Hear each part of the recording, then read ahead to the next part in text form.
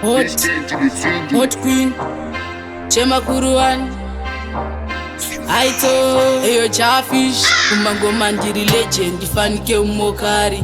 Ndovari masechi tuna chemumochari, aikilikili ndovaita slotari. Ndini zvangu ndinopisa unge popati, ndindovapisa unge mboma masiti.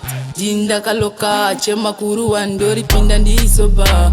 Mangoma ndinomanya semusoja, ndinopisa zvekuvhira zvekuti vane ndimi vanorira.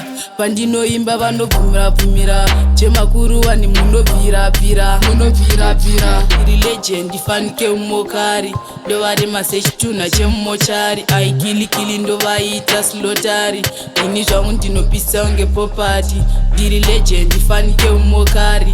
Ndovari masechi tuna chemumochari, aikilikili ndovaita slotari. Ini zvangu ndinopisa unge propati, ndinobvira zvekudarika chimoto kana timu rangu ndinondipa sando. Hanzi Chema Kuruan munobata tambo, ndinozvisimbisa bvunza kana mambo. Hanzi ndiwe unopisa darika machisa, kana geto rese rikutondibiga. Zvemawayawaya ini ndakastika panyaya dzekuimba, handina matyira. Legend ifanike umokari. Ndovari masechi tuna chemumochari, aikilikili ndovaita slotari.